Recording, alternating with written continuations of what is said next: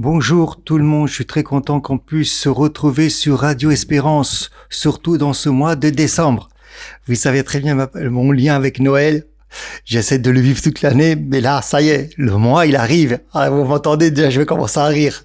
Ça y est, le mois il arrive, le mois de Noël. Ah, on va parler de Noël pendant quatre semaines, je pense. Voilà, 4 lundis, je crois, si je me trompe pas. Si je me trompe, c'est pas grave. Hein. Voilà, c'est vous me pardonnerez les erreurs. Alors, on va commencer par quoi? Ah, d'abord pour vous souhaiter, en préambule, avant que Noël arrive, déjà des très très bonne fête de l'incarnation, de l'Avent, d'une préparation véritablement à l'Avent, de se préparer à recevoir le Noël, le Christ à l'intérieur de nous. Le Christ véritablement à l'intérieur de nous, tout ce qui va pouvoir être vivre de l'extérieur, c'est pour vous pouvoir le vivre de l'intériorité, avoir une relation aussi plus profonde avec Jésus, tel qu'il est aujourd'hui en gloire, véritablement. Donc tout ce qu'on va voir, les belles églises, les belles décorations, les belles crèches, moi c'est le sapin de Noël, voilà, chacun son truc. D'accord, en tout cas avec donc des jolies décorations qu'il y aura. C'est pour nous amener à une relation beaucoup plus importante. On a besoin du sensible. On a besoin du sensible. On est comme ça. On est des êtres humains. D'abord parce que Dieu, il a créé un monde qui est sensible. Il a créé une belle galaxie. La belle planète bleue. Donc, s'il avait voulu faire quelque chose de mauvais et de pas beau, c'est-à-dire de moche et de faire que du spirituel, il aurait fait que du spirituel. Ça n'a pas été le cas. La beauté sensible nous ramène à la beauté divine. Hein, Dieu, il est beau dans un beau divin. Et c'est pour ça, d'ailleurs, quand dans la Genèse, on nous dit bien qu'à chaque fois quand il y a quelque chose qui a été créé, Dieu dit que c'était bon. Alors, c'est un bon spirituel, un bon divin, mais la création a été quand même, au départ, quand même matérielle aussi. Ce qui est intéressant aussi, Dieu a créé la planète bleue, le monde terrien, la végétation, le monde marin qui est magnifique, et puis l'être humain qui est extraordinaire aussi. Donc voilà, on a besoin de notre sensibilité. Et d'ailleurs, Jean, qui est vraiment le théologien de Jésus, hein, le mystique de Jésus, le mystique du Verbe incarné, qu'est-ce qu'il nous parlera? Il nous dira dans son prologue, nous avons vu sa gloire. On est dans la vision. Donc on est bien dans un sens, même si c'est pas le sens charnel, ils ont pas vu tout le temps la gloire de Dieu, sauf à la transfiguration. Mais qu'est-ce qu'il nous dit dans sa première lettre? Ce que nous avons touché, ce que nous avons entendu, ce que nous avons parlé. Bon, on est bien dans les sens quand même au départ. Pour nous ramener au Verbe de Dieu. Voilà ce qu'on a contemplé. Donc voilà, pendant ces 4 semaines, et même avant, et qu'il faut vivre toujours plus du Christ ressuscité, de l'incarnation et toujours plus du Christ ressuscité et du Christ à l'intérieur de nous. Pour cela, bien évidemment, on ne peut pas le faire sans la Vierge Marie. Mais c'est évident, puisqu'il a choisi la Vierge Marie de toute éternité. Comme dira Paul, vous avez été élus en Christ avant la fondation du monde. Donc Marie a été choisie avant la fondation du monde, c'est-à-dire de toute éternité. Au-delà de toutes les discussions théologiques que l'on peut avoir, au-delà de tout. Marie a été choisie. Elle a déjà une place au sein de Dieu, parce que quand Dieu y pense, c'est un acte. Quand Dieu y veut, c'est déjà un acte. On le voit dans les psaumes. Et puis aujourd'hui, on a développé, la pensée positive, la puissance de la pensée, comment la pensée peut avoir un impact sur notre monde sensible, émotionnel, caractériel et au niveau du physique. Bon. Mais imaginez-vous au niveau du divin, quand Dieu pense, quand Dieu, il a une volonté, ça y est, il y a quelque chose. Alors bien sûr, il n'y a pas encore l'âme de Marie à l'intérieur de Dieu. Bien évidemment. D'ailleurs, moi, je donne cette image parce que j'aime bien donner des images concrètes. Voilà, c'est une métaphore concrète. C'est comme exemple le rayon du soleil qui se trouve à l'intérieur du soleil. Il n'est pas encore rayon. Il y a quelque chose, mais il n'est pas encore rayon. Il va falloir qu'il sorte pour qu'il devienne une réalité, comme on l'appelle en hébreu, une mitziout, une réalité de rayon. Bon, Marie, à l'intérieur de Dieu, voilà, il y a quelque chose, quoi, on peut pas définir, ça reste un mystère, c'est intéressant. C'est intéressant de ne pas pouvoir toujours tout maîtriser, de vouloir tout définir avec des mots, avec des concepts, de laisser un peu le mystère agir en nous, au-delà de tout. Voilà. D'ailleurs, c'est aussi un petit peu la théologie de Saint-Denis l'Aréopagite. D'accord? Qu'il y a des fois, il y a des noms de Dieu le Dieu, véritablement, il est au-delà de tout nom, de tout. Et c'est bien comme ça aussi. C'est bien aussi, voilà, de pas vouloir tout maîtriser. Alors, commençons bien évidemment avec le commencement, puisque Dieu a commencé avec Bereshit, avec au commencement. Et lorsqu'on prend la première lettre du mot Bereshit en hébreu, c'est le Bet, qui correspond à la deuxième lettre de l'alphabet hébraïque. Et Bet, c'est la première lettre qui faut le mot Baït, la maison. Donc Dieu veut déjà depuis le début la maison. Et c'est qui sa maison? C'est Marie. Voilà. Dieu, il cherche un repos, comme c'est écrit dans les livres des psaumes et comme c'est écrit dans les livres qu'on verra, on reprendra. Que Dieu, il cherche un repos pour lui et pour son sanctuaire, pour le Mishkan. La maison, c'est Marie. Depuis le début, il y a la lettre bête. Et la lettre bête, la deuxième lettre de l'alphabet hébraïque, nous on renvoie au mot brara. C'est la même lettre qui commence, le bête. Bénédiction. C'est une bénédiction, mais dans le divin. Et c'est pour ça qu'après c'est écrit Bereshit. Bête, le bête, on a dit c'est Marie, c'est la maison. Et après il y a le mot Reshit, qui veut dire le principe, au commencement, le verbe, de toute éternité. Et en hébreu, c'est collé.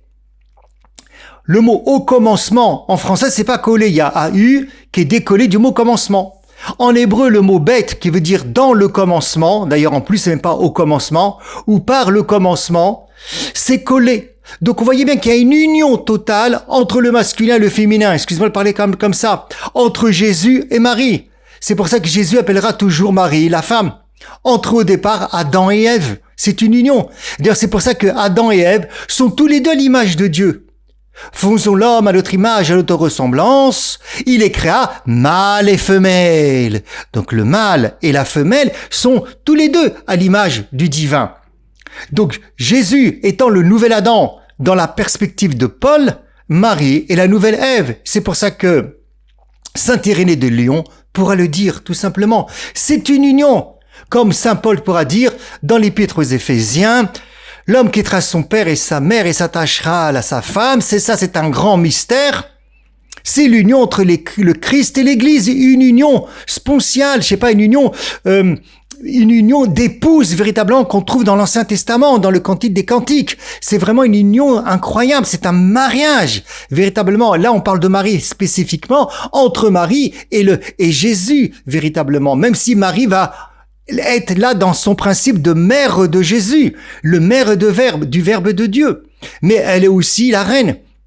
Elle est aussi la fille, elle est aussi l'épouse, même si on va dire des fois qu'elle est l'épouse du roi HaKodesh, de l'Esprit Saint. Alors commençons par Marie, bien évidemment. Et cette fois-ci, nous allons commencer par Saint Jérôme. Saint Jérôme qui vivait en Terre Sainte, en Bethléem. Et dans sa traduction de la Vulgate, sur le livre de la Genèse que je vous propose d'aller voir, d'ouvrir votre parole de Dieu. Dieu nous parle à travers sa parole. C'est pas simplement un bouquin qu'on bouquine, qu'on lit. C'est pas simplement ce qu'on peut appeler aujourd'hui la Bible. Dieu est la parole divine. Dieu vous parle à travers la parole. Il me parle à travers la parole. Et dans 3.15, qu'est-ce qu'il me dit? Elle va écraser sa tête. Elle écrasera ta tête. Ipsa coteret captoto homme. C'est écrit en latin. Dans sa traduction, c'est elle, Marie, qui écrase la tête du serpent. Et dans la lecture chrétienne traditionnelle, l'Église a toujours vu que c'est elle, que ça donne une préfiguration à Marie, la Vierge, par son rôle que Dieu lui a donné. Ah, bien sûr qu'elle ne se l'est pas attribué. Je suis la servante du Seigneur. Mais même avant même qu'elle dise je suis la servante du Seigneur, elle s'est jamais attribué un rôle et personne normalement ne doit s'attribuer un rôle, bien évidemment. D'accord?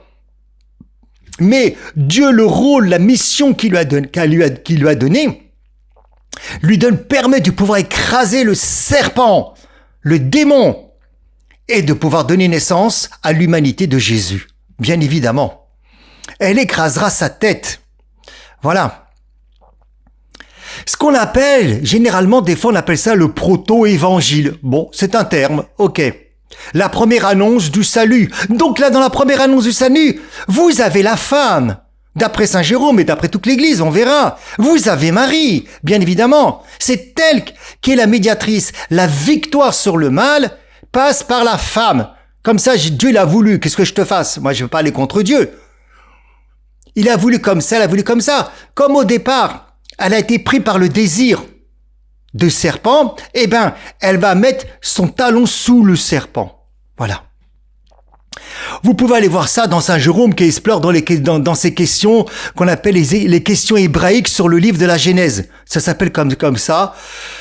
dans le livre de Saint Jérôme, où il commente là-bas le texte hébreu avec ses variantes. C'est extrêmement intéressant. Voilà, on peut pas faire tout un cours sur Saint Jérôme, mais c'est extrêmement intéressant aussi. L'Église, elle est riche, elle est vachement riche, excusez-moi du terme, c'est une richesse incroyable, c'est un trésor, c'est un puits sans fin. Question hébraïque sur le livre de la Genèse. Voilà ce que Saint Jérôme dont il parle. Et là-bas, il commente le texte hébreu avec, encore une fois, avec ses variantes. Le magistère de l'Église catholique va effectivement confirmer l'interprétation de Genèse 3,15 comme une préfiguration de Marie. Qu'est-ce que nous dit le catéchisme de l'Église catholique 410. Et puis vous pouvez vous l'offrir pour Noël. Chacun doit quand même avoir un catéchisme de l'Église catholique à la maison, même si aujourd'hui on a Internet et qu'on peut aller voir sur le net catéchisme de l'Église catholique. Mais c'est bien d'avoir un livre quand même à la maison. Qu'est-ce que le catéchisme de l'Église catholique nous dit dans le numéro 410? La révélation du mystère du Christ et de Marie, les deux, apparaît déjà dans la première annonce du salut, faite à nos premiers parents. Je mettrai une inimitié entre toi et la femme, entre ta descendance et sa descendance. Celle-ci va t'écraser la tête du serpent.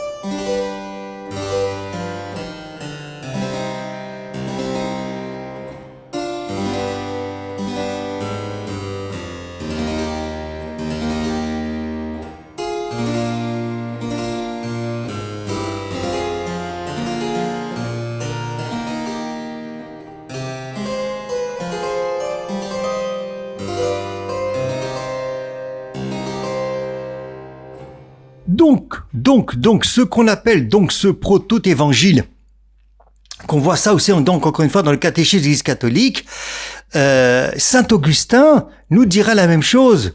Saint Augustin, dans son commentaire sur la Genèse et même son commentaire sur les psaumes, il dit oui, l'Église reconnaît officiellement que ce verset préfigure Marie et son rôle dans le salut. Son rôle dans le salut. Ça, c'est extrêmement important. Pourquoi je vous parle de tout ça?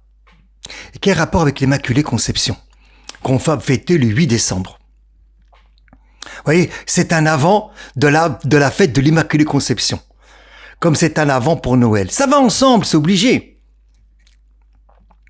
La question que je me suis posée, parce que c'est important de se poser des questions, parce que l'intelligence se pose en question. L'intelligence questionne pour mieux comprendre, pour mieux approfondir. Pour que Marie puisse véritablement écraser la tête du serpent, est-ce qu'il suffit qu'elle participe simplement au plan du salut en donnant naissance au Messie? Eh ben non. Parce que pour pouvoir écraser la tête du serpent, il faut qu'elle domine le serpent. Pour pouvoir dominer le serpent, il ne faut pas qu'elle soit dominée par le serpent. Pour qu'elle ne soit pas dominée par le serpent, il faut pas qu'elle soit dominée par ce qu'on appelle la zouamat du serpent, le venin du serpent, le venin du serpent. Or, elle n'a pas reçu le venin du serpent. Ce qu'on appelle la faute, le mal, le péché originel. Elle n'a jamais été décentrée de Dieu. Nous, on a été décentrés de Dieu. Et la preuve, on le voit même encore tous les jours. C'est des combats pour se centrer sur Dieu. On doit les prier, même si Marie priait, mais c'est pas naturel. On le voit bien. Ok, on a la foi. Ok, on est dans la foi, on est en Christ, on demeure en Christ. Mais c'est pas toute notre réalité humaine. D'ailleurs, saint Paul le dira déjà dans l'épître 7 aux Romains. Ce que je veux faire, j'arrive pas à le faire malgré tout ce qu'il a vécu. Marie, c'est pas ça. Marie, ce qui est naturel chez elle, sur le plan du divin, est naturel chez nous sur le plan sensible. Je veux parler autrement. Quelle différence qu'il y a avant la faute ou après la faute sur la réalité sensible de Adam? Ce qui était sensible pour Adam, avant la faute, c'était le divin. C'était une évidence. Il n'a pas besoin de faire de combat. Pour nous, aujourd'hui, là où on n'a pas besoin de faire de combat, c'est quoi? Malheureusement, quand on est énervé, c'est facile de s'énerver. Lorsqu'on est fatigué, il n'y a pas besoin de faire un combat, on le ressent. Lorsqu'on a froid, il n'y a pas besoin de faire un combat, on le ressent. Lorsqu'on a soif, il n'y a pas besoin de faire un combat, on le ressent. C'est naturel. Donc, ce qui est naturel pour nous maintenant sur le plan physique, physiologique, pour Adam, c'était aussi naturel, Dieu. Voilà. Tout simplement. Après la faute, ça a changé de paradigme. C'est devenu un combat. Marie, du fait qu'elle n'a pas été touchée par la faute, elle est dans ce statut, ou dans Hébron, ou dans cette dimension-là. Qu'elle n'a pas le même combat que nous. Bien évidemment, elle n'a pas le même combat que nous. Donc, il fallait qu'elle soit préservée du péché originel. Mais pour être la matrice du Verbe de Dieu, parce que je parle, vous savez, moi je vais partout, on m'invite comme Jésus, hein. Donc des fois, je discute avec des amis évangéliques à droite, à gauche, voilà, je discute avec tout le monde. Bon, c'est peut-être oriental, mais moi, voilà, là on m'invite, je discute. Et je leur dis, écoutez, mes frères et sœurs, et c'est un argument peut-être pour nous aussi, pour pouvoir peut-être répondre aux gens. C'est important parce que je crois que c'est Pierre qui dit, ou dans les évangiles, qui dit qu'il faille répondre, c'est Pierre, aux gens qui vont nous questionner. Quand elle a le bébé à l'intérieur de Jésus, c'est un embryon. Au bout de 40 jours, on va dire exemple. Bon. Il y a une humanité qui va se former au bout d'1 mois, 2 mois, 3 mois, 4 mois, 5 mois, 6 mois. L'humanité de Jésus se forme à l'intérieur du ventre de la matrice de la maman. Là-bas, il n'y a pas le Verbe. Le Verbe, il n'existe plus. Le Verbe va naître au moment de la naissance. C'est n'importe quoi. Bon, sur ça, ils vont être d'accord avec nous, c'est n'importe quoi. Donc, à l'intérieur du ventre de Marie, t'as Jésus, humain, bébé, embryon, qui va grandir comme tous les enfants, et en même temps, t'as le Verbe qui est là-bas. Donc, pour que Marie puisse être réceptacle du Verbe, être un réceptacle adéquat du Verbe, pas uniquement pour donner une humanité à Jésus, je parle, attention, pour qu'elle puisse d'abord être réceptacle du Verbe, pour qu'elle puisse même avant être réceptacle du Verbe, de s'unir dans une union spontiale ou des unions mystiques intimes entre elle et Dieu, l'Esprit Saint. Il faut qu'elle soit un réceptacle adéquat. Et un réceptacle adéquat, ça ne suffit pas de ne pas être sans péché. Il faut qu'il y ait quelque chose qui soit dans une prédestination dont Saint Paul nous parlera et dont Saint Maximilien Kolbe nous parlera et que Saint Pierre nous parlera après aussi. C'est quelque chose une trace divine pour recevoir le Verbe. Il faut être adéquat et le réceptacle doit être adéquat au contenu. Donc, pour que cette humanité soit préservée du mal originel, Marie a d'abord été distinguée pour être une matrice divine. Voilà ce que va nous dire Saint Maximilien Kolbe. Qu'en vérité, au départ, elle a été destinée, a été choisie pour être une matrice divine. Et la conséquence, le fruit de cela, c'est que dans son humanité, elle est immaculée conception. Et donc elle enfante Jésus qui est sans péché, tout simplement. C'est une grâce, elle est pleine de grâce. La grâce qu'elle a reçue, ce n'est pas simplement que dans son humanité, elle soit sans péché, que simplement dans son humanité, elle a été préservée du péché originel, puisqu'elle est pleine de grâce divine. Elle a reçu cette mission, cette prédisposition d'être déjà une matrice divine. Et donc, ce qui va lui donner le pouvoir d'écraser le serpent, de pouvoir faire naître le Sauveur. Parce que pour écraser le serpent, qui est un combat spirituel, il faut qu'elle soit adéquate à cela, qu'elle soit formée à cela intérieurement.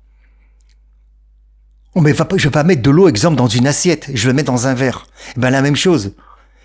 C'est exactement la même chose, on le verra, je sais pas si on aura le temps, mais on le verra peut-être après Ruth, on reprendra ce moment Moïse, on verra le Mishkan. où on verra carrément que dans le livre des Nombres, dans le livre même de l'Exode, lorsque Moïse parle au Mishkan, au sanctuaire, d'accord, le Mishkan, il fallait pas le toucher, le sanctuaire, il fallait pas le toucher. En plus, c'est quelqu'un qui l'a touché, il n'était même pas tribu des Lévi parce que il a failli tomber, il est mort de suite. Vous connaissez l'histoire. Je ne rentre pas dans les détails, parce que on l'abordera, mais pour vous dire, ce Mishkan-là qui a été construit, ce sanctuaire portable qui a été construit, il était parfait, il recevait le divin, la présence divine, il fallait surtout pas y toucher, hein. Il fallait surtout pas y toucher. Si la personne n'était pas adéquate, qui n'était pas tribu de Lévi. Là, c'est exactement la même chose. Marie étant le nouvel Mishkan, le nouvel sanctuaire, elle est comme un calque. Elle est imbibée ou même comme un buvard pour vous donner les plus grands exemples, le plus cru possible, excuse-moi du terme, pour essayer que notre intelligence s'imprègne au maximum de nos possibilités, ce que Dieu nous permet de pouvoir concevoir, comprendre pour l'intégrer, que Marie était un buvard, on pourrait dire un buvard du divin. Elle imprégnait en elle elle imprégnait en elle le divin, comme un buvard, ou bien comme le calque qu'on va mettre sur un dessin, et puis hop, ça va le calque, il va ne faire que refléter ce qui est en dessous, qu'un support. Ce que je vais vous dire, peut le voir aussi avec Saint Paul. Saint Paul qui est juif, Saint Paul qui reste rabbin, même si il reconnaît le Christ comme un fou, c'est un feu. Ah, c'est un feu, Saint Paul, c'est super. Saint Paul, Paulos. Je suis parti à Rome, vous savez, mes frères et sœurs, je suis resté 4-5 jours. Je vais vous dire quelque chose. Je suis resté 4-5 jours à Rome. Mais je me suis promené un petit peu, voilà, c'est l'année du jubilé, je me suis promené un petit peu, mais en vérité, vous savez quoi? Je suis resté 4-5 jours à la basilique avec Paul. Du matin au soir. Là-bas, Paul. Et j'ai commencé à écrire un livre sur Paul et des méditations sur Paul et des prières sur Paul. Je suis resté qu'avec Paul. Voilà. C'était la première fois que ça m'arrive. Je suis resté 4 jours, 5 jours, du matin pratiquement jusqu'au soir. Et après, j'allais, me promener dans d'autres églises où j'allais bien sûr, au Vatican. Mais je suis resté 4 jours, 5 jours avec Paul. La messe là-bas avec Paul, prier Paul, méditer Paul, relire les écritures de Paul. Ah, je suis devenu, ah là là. Bon, on va se calmer. C'est important. Il faut être dans la joie, mes frères et sœurs. Il faut être dans la joie, c'est important. Il faut avoir le feu. Jésus n'aime pas les médiocres. Il faut avoir le feu. Il vomit les médiocres. Paul, ce juif, d'accord, qui était un fou contre Jésus, d'accord. Je suis en train d'écrire un livre sur Paul. Priez pour moi véritablement que je s'appelais jusqu'au bout pour écrire le livre sur Paul. Paul, qui était ce juif, d'accord, c'est un feu contre les chrétiens. Et quand il se convertit au Christ, quand il se retourne, il reçoit cette humiliation. On sait ce qu'il est devenu. Donc, dans sa perspective à lui, juif, dans sa tête, d'accord, quand il reconnaît que Jésus, c'est le Verbe de Dieu, né d'une femme, comme Messie, qu'est-ce qu'il va nous dire? Avant la fondation du monde, nous avons été élus pour être saints et immaculés. Voyez, il y a 2 choses qu'il va dire. Mettez la loupe si vous voulez. D'abord être saint et ensuite être immaculé. C'est ce que Marie allait, sainte et ensuite immaculée. Qu'est-ce que ça veut dire saint? Saint nous ramène à la divinisation, mes frères et sœurs. Il vous suffit tout simplement de reprendre exactement ce que je vous dis depuis un certain temps. Comme le bienheureux Don Marmion, que la sainteté, c'est la divinisation de la personne dans son livre Le Christ vie de l'âme. Voilà.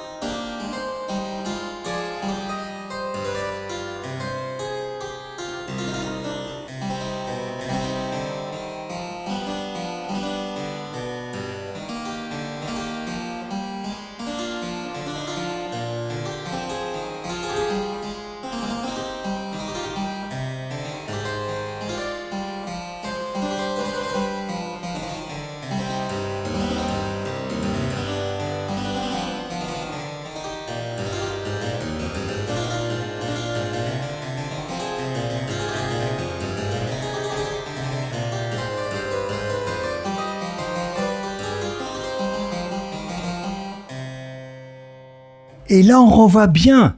Tout s'enchaîne véritablement. Tout est cohérent.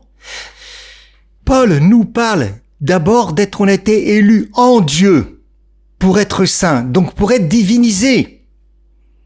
Encore une fois, je vous renvoie à Don Marmion, mais pas que Don Marmion, hein, ok? Mais je vous renvoie à Don Marmion, le Christ vie de l'âme, où il parlera véritablement là-bas de la sainteté, ça correspond à la divinisation. Franchement, pour Noël, achetez-vous Don Marmion, hein, si vous l'avez pas, le Christ vie de l'âme, c'est magnifique. En plus, il traverse énormément de choses. Il parle des sacrements, il parle de la Vierge Marie, il parle de l'amour fraternel, il parle de beaucoup de choses. Donc, ça revient exactement à ce que je vous ai dit au début, ça revient exactement à ce que dit Saint Maximin Kolbe. D'abord, saint. On a été prédestiné à être saint. Marie. De dire divinisé. Matrice divine. Immaculée. Dans son humanité. Et c'est pour ça, d'ailleurs, je me rappelle, et je le dis, je le redis, on avait dit la dernière fois, quand on avait parlé de ça le 8 décembre, ça me revient dans ma tête, là, tout d'un coup, que lorsque Marie, comment est-ce qu'elle peut dire « Je suis l'Immaculée Conception », elle dit pas « Je suis née Immaculée Conception », elle dit « Je suis l'Immaculée Conception ».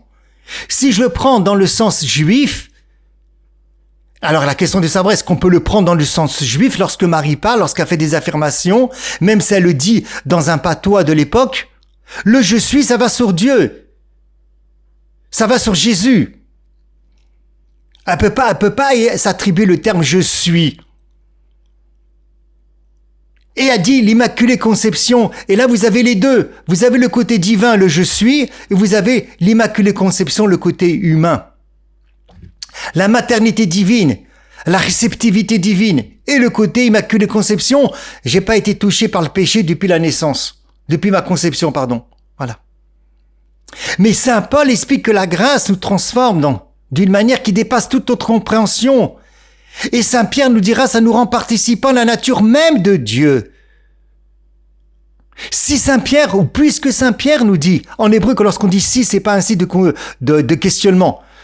C'est pour ça, des fois, j'utilise le mot si. Et d'ailleurs, c'est intéressant, excusez-moi. Si vous regardez un si dans Paul, ce n'est pas un si dans une condition dans le sens hébreu. Ça veut pas dire si. Si je fais ça ou si je fais ça. C'est-à-dire, j'aurais le choix entre l'un ou l'autre. Le terme si en hébreu pour Paul veut dire autre chose. C'est pour ça, des fois, je l'utilise. Mais donc, si Paul nous dit, donc, puisque, voilà ce que ça veut dire en hébreu. C'est pas une condition. Puisque Paul nous dit, et que Pierre nous dit, que nous sommes participants à sa nature divine.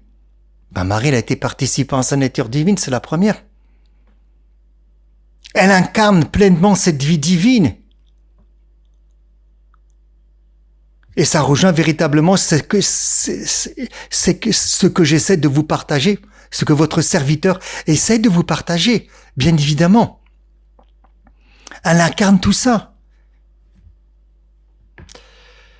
Oh, vous savez, il n'y a pas que ça s'appelle que Don Marmion, que le bienheureux Don Marmion qui parle que être saint, ça nous renvoie à la divinisation.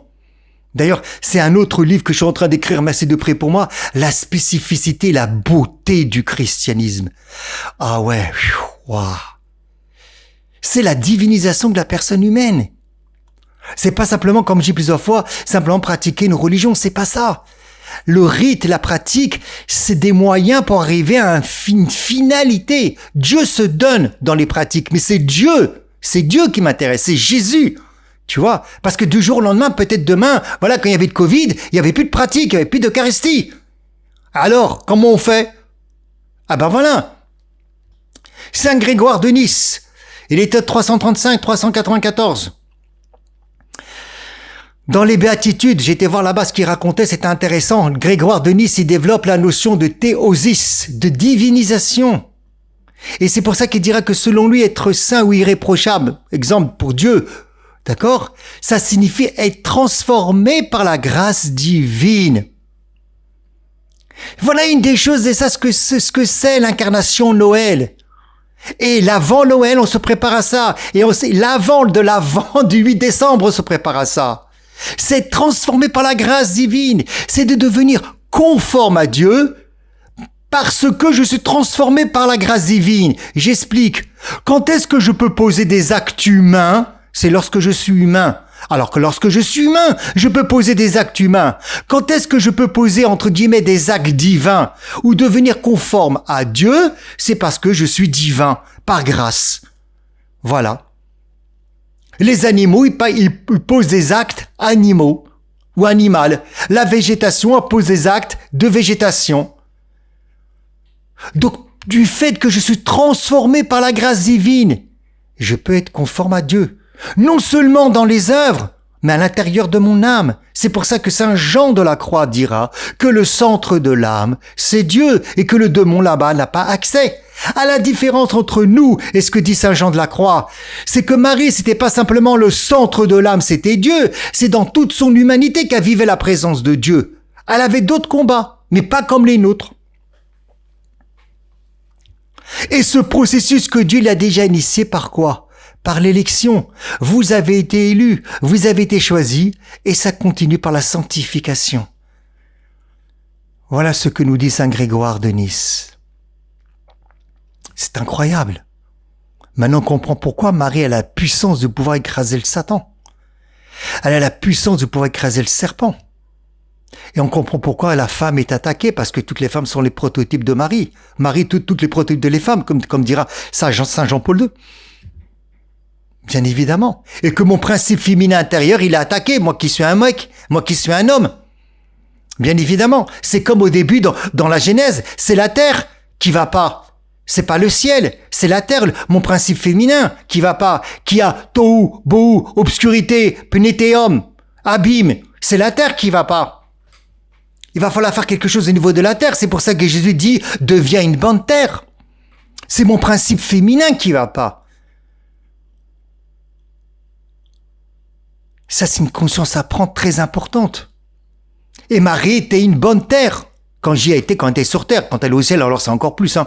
Mais déjà maintenant, sur terre, elle était une bonne terre. Une terre d'avant la faute. Une terre vierge. Une terre où Dieu a appelé le sol terre. Reprenez la Genèse, mes frères et sœurs. Reprenez la Genèse. Quand c'est écrit dans le premier chapitre de la Genèse, qu'est-ce qu'il a dit Dieu? Il a appelé le sol, la terre, Eretz. Eretz, terre. C'est pas un lieu simplement où je marche. C'est un nom divin que Dieu donne au sol. Regardez la Genèse. Rouvrez la parole de Dieu. Dans le premier chapitre de la Genèse. Il a mis l'eau d'un côté, le sol est apparu, il a donné un nom à ce sol. Donc c'est un nom divin qu'il a donné à ce sol. Qu'est-ce qu'il lui a donné? Eretz, la terre. Le principe féminin. Qu'est-ce que veut dire Eretz en hébreu? Eretz en hébreu, ça veut dire celui qui court rapidement, très vite, vers la lettre Aleph, la première lettre de l'alphabet hébraïque, vers le divin. Voilà. Qui s'empresse rapidement d'aller vers le divin. Voilà que veut dire le mot Eretz, le mot terre. Mais quand on reprend la Genèse, c'est la terre qui n'allait pas. Qui était tohu, bohu, obscurité et abîme. C'est pas le ciel. Tandis que Marie, elle n'a pas tout ça. Je vais pas développer à quoi ça correspond ces 4 niveaux au niveau de notre intériorité, au niveau psychologique. Les rabbins l'ont fait. Peut-être un jour on le fera. Les rabbins se sont attardés à ça. C'est extrêmement intéressant.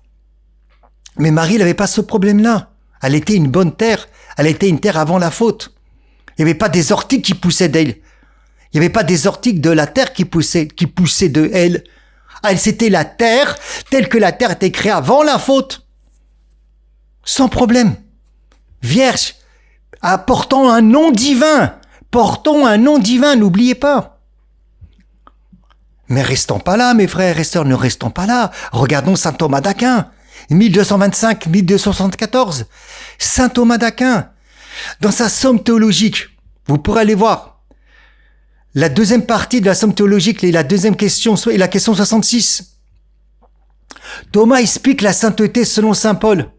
Et qu'est-ce qu'il dira là-bas saint Thomas d'Aquin? Saint Thomas d'Aquin dira qu'on devient participant, on participe à la bonté divine. Mais attends, la bonté divine, c'est un attribut divin. Comment moi je peux participer à un attribut divin? Je suis pas divin. Comment est-ce que c'est possible? Et saint Thomas d'Aquin va répondre. Qu'est-ce qu'il va répondre? Il va répondre saint Paul. Ça commence par l'élection divine, donc par le choix de Dieu, dont saint Paul dit dans Éphésiens, vous avez été choisis. Mais toi aussi, que celui qui m'écoute a été choisi. Moi aussi. Mais là, on parle de Marie. Elle a été choisie. Donc saint Thomas nous dira, ça commence d'abord par le choix de Dieu divin, et ça se réalise par les vertus, la grâce et les sacrements. Voilà. Mais ça commence déjà par le choix divin en nous. Et c'est pour ça que saint Thomas d'Aquin va dire que la sainteté paulinienne, donc la sainteté, la divinisation maintenant, on pourrait changer le terme, la divinisation dont Paul parle, ou la sainteté dont on parle, est d'ordre surnaturel. Ça veut dire ce que Marie a reçu, c'est un ordre surnaturel. Ça veut dire que mon intelligence humaine n'a pas accès. Même si je mets des mots, même si je mets des définitions, même si je mets des titres, ça me dépassera toujours plus.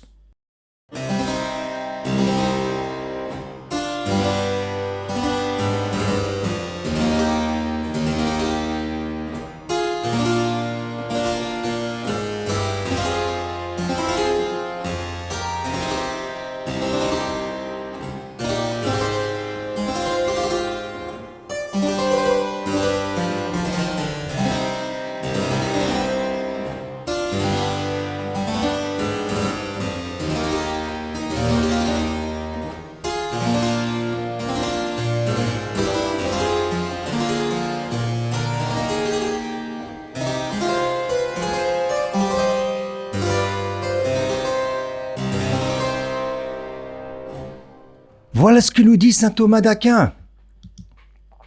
Ah non, quand je vous ai dit là, décembre, c'est... Noël, c'est Noël, il n'y a rien à faire. N'oubliez pas mes frères et sœurs, priez pour moi s'il vous plaît. Je demande une grâce à Dieu. Voilà. Je veux que lorsque Dieu veut rappeler mon âme auprès de lui, que ça soit le jour de Noël. C'est simple comme cadeau de Noël. Voilà le cadeau de Noël que je souhaite. Je veux partir de ce monde le 24 décembre au soir. Voilà. Alors si je peux être à la messe, encore mieux. Tout d'un coup, tac, mon âme s'en va, je tombe. Bon, voilà. Ok, c'est pas grave, ça sera une folie, mais bon. Tu sais, vous savez, les gens, quand ils se convertissent, c'est un peu des folies qu'il faut aussi, Passer d'une religion, entre guillemets, à une autre, abandonner un petit peu beaucoup de choses, c'est quand même une folie. Bon, je demanderai à Dieu, est-ce que tu peux me faire aussi une petite folie pour moi? Voilà. Le 24 décembre au soir, lorsque j'irai à la messe, le plus tard possible, bien sûr, comme ça je peux être serviteur le plus longtemps possible ici-bas. Le 24 décembre sera la messe de Noël. Voilà. Alors, je prendrai bien sûr d'abord l'Eucharistie, d'accord? Et après, une fois d'avoir pris l'Eucharistie, j'autoriserai Dieu, comme dira le oui, le fiat de Marie, je dirai oui à Dieu, vous pouvez prendre mon âme. Mais le 24 décembre. Voilà. Et je vais peut-être faire un commerce avec lui. Sainte Thérèse de l'Enfant Jésus parlait de commerce, si je ne me trompe pas. Revenons Saint Paul. Sainteté. Saint Thomas d'Aquin nous dit que la sainteté de Paul, donc la divinisation de Paul est l'ordre surnaturel. On pourra définir, mettre des titres, tout ce que vous voulez, ça nous dépasse de toute façon. Et c'est bien aussi que ça nous dépasse. C'est ça ce que je veux dire, de pas vouloir tout maîtriser. Parce que si on veut tout maîtriser, même dans notre vie, on va vouloir tout maîtriser. Et lorsque tout d'un coup, il arrive des choses qu'on ne maîtrise plus, on dégringole, on tombe. Parce qu'on a tellement appris peut-être, même intellectuellement et même spirituellement, à vouloir tout maîtriser. Et à maîtriser les mots, à maîtriser les définitions, à maîtriser la théologie, je sais pas, à tout maîtriser.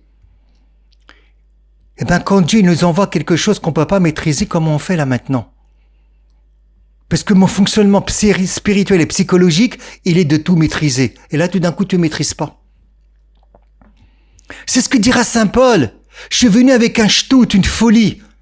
Une folie. On retrouve le mot folie dans le livre de l'Exode. Je sais plus si on en avait parlé. Le shtout, la folie. Dans le livre de l'Exode, au moment de la construction du Mishkan, du sanctuaire. Je viens qu'une folie de la croix. L'autre, ils veulent des signes. L'autre, ils veulent des explications. Nous, on veut tout maîtriser. Non. Saint Thomas d'Aquin. Vous voyez, c'est pas C'est le docteur commun. Il a essayé, entre guillemets, en même temps de rationaliser aussi la théologie, de l'expliciter. Mais à un moment donné, il le dit clairement, d'accord, que la sainteté paulinienne, donc la divinisation paulinienne, elle est d'ordre surnaturel. Donc c'est pas simplement une morale. C'est un partage de la vie divine. Puisque c'est un partage de vie divine, soyons objectifs. Est-ce que Marie n'a pas partagé cette vie divine? Est-ce que Marie n'aurait partagé uniquement d'être immaculée? Ça veut dire d'être simplement dans son humanité sans péché? Mais non, c'est les deux. Puisqu'elle partage la vie divine, elle est immaculée dans son humanité.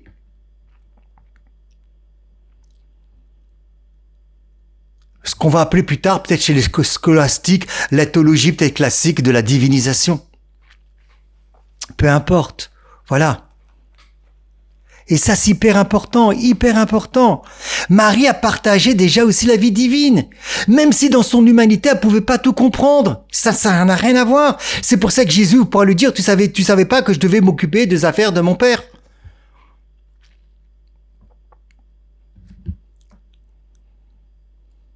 Donc la sainteté selon saint Paul, d'après saint Thomas d'Aquin, ça consiste en ce que l'homme choisi par Dieu participe à la bonté divine. Donc la divinisation selon saint Paul consiste en ce que Marie a été choisie parce qu'elle participe à l'attribut de bonté divine. Si je reprends les termes de saint Thomas. Et ce mouvement commence par le choix de Dieu. Comme il l'a dit, ensuite par la grâce, par les vertus, par les sacrements, comme on l'a dit. Et ça, ce qui me permet de rentrer dans la vie même de Dieu. Vous voyez, donc c'est pas une pratique de religion, encore une fois, qu'un petit air, hein. C'est pas ça du tout. La finalité, c'est de rentrer dans la vie même de Dieu. La vie de Dieu, la vie divine de Dieu. Il y a que Marie qui peut me le donner par grâce. Elle l'a vécu, elle va me le donner, si le moment. Si le moment, elle va tout donner. Déjà à Cana, déjà. Quand elle est venue à Cana, déjà, elle s'est imposée, la dame, hein, bien évidemment. Mais c'est normal. Saint Augustin aussi dira, et j'ai vu aussi Saint Augustin qui dira aussi dans son commentaire sur le psaume 119, et là-bas, il dit qu'il développe donc la même chose, la sainteté, il consiste à être transformé par la lumière divine, irréprochable devant Dieu. Voilà. Voilà ce que nous dit Saint Augustin. C'est transformé par la lumière divine. Voilà.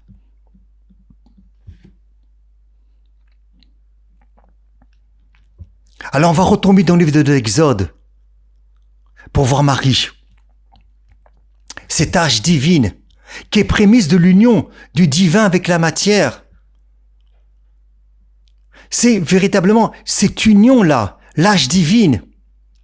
Rappelez-vous ce qu'on avait dit lorsqu'on a transporté l'arche avec les bœufs qui la portaient. Elle allait trébucher. Vous voyez, c'est dans le second livre de Samuel.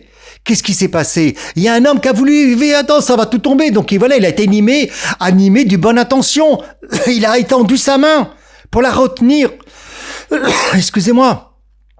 Eh ben, ce geste l'a coûté la vie. La colère de Dieu s'est enflammée contre Uzia. Dieu l'a frappé. La faute, il est mort. Près de l'arche. Vous pouvez aller voir dans 2 Samuel 6,5. Mais il a touché que l'arche. Il a touché que l'arche. L'arche, elle pouvait pas être touchée. Il fallait avoir des règles précises, strictes, selon les membres de la tribu de Lévi, désignés pour le service sacré. C'était autorisé à s'en approcher, mais pas la toucher. Pourquoi? Parce que l'arche n'était pas simplement un symbole. L'arche n'était pas simplement un objet rituel, bien qu'elle fût matérielle, mais elle était habitée par la présence divine. Elle n'était pas simplement un reflet, un symbole. Elle était le lieu de résidence du divin. Elle incarne une union totale entre le divin et son objet. Transporte ça maintenant sur Marie. Allez, Marie n'est moins que l'arche. Franchement, la vérité entre nous, Marie maintenant elle est moins que l'arche. Franchement, vous imaginez? Donc à partir de là, une question se pose fondamentale. Puisque Dieu est capable de s'unir entièrement à un objet matériel, au point que celui qui va le toucher, qui n'est pas la tribu de Lévi, va mourir sur place, au point qu'un simple contact inapproprié entraîne la mort. Ah, pourquoi ne serait-il pas capable d'avoir cette union? Et quand on touche Marie, en fait, on touche Dieu, on touche le Verbe de Dieu. Alors on va pas mourir, c'est la différence. Voilà, il n'y a plus besoin d'être dans la tribu de Lévi. Mais quand je touche Marie, je touche Dieu directement, je touche l'arche. Il y a une union totale. Et donc Dieu peut permettre à cette femme qui a été choisie d'être l'arche, d'enfanter sans relation charnelle, d'être immaculée. C'est quoi le problème?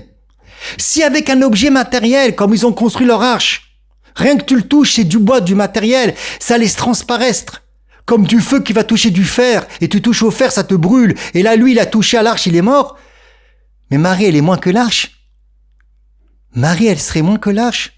Et là, vous voyez, on rentre plus dans des discussions, je sais pas, de sensibilité théologique ou doctrinale entre catholiques, évangéliques. Mais on prend que la Bible, si les gens veulent prendre que la Bible. Voilà, on pose des questions de l'intelligence, tout simplement. Et que Marie va permettre à cette naissance de Jésus d'incarner, de manifester l'union parfaite entre Dieu et l'humain, puisque c'est une union qui va se créer. Mais en fait, on l'avait déjà un petit peu étudié. Parce que la première mention de sa construction se trouve dans le livre de l'Exode. Chapitre 25,8, on revient sur Moïse. Ils me feront un sanctuaire, j'y vais résider au milieu de eux. Le mot Mishkan en hébreu, qui va apparaître de manière explicite dans le verset 27,9, le livre de l'Exode. Il est traduit par demeurer, résidence, tabernacle. Et Marie, elle n'est pas cela. Ça désigne la présence divine manifestée. Marie, elle est moins que cela. Est-ce que Marie est moins que cela? Pas du tout. On peut le comprendre quand même. Et donc c'est pour ça que quand c'est écrit, exemple, dans l'Écriture sainte, l'arche, le Mishkan, le Ohel, Moed, la tente de témoignage, le Mikdash, le Saint, le Temple, ça désigne à chaque fois, avec leur manière, un lieu de la présence divine. Et chacun exprime une facette unique de l'union entre le divin et un espace concret. Pardon. Un lieu sanctifié précisément par Dieu qui réside, qui se manifeste. Et qui manifeste quoi? Sa présence, tout simplement. Donc quand je touche Marie, je touche Jésus. Quand je touche Marie, je touche l'arche. Et plus que l'arche. Amen.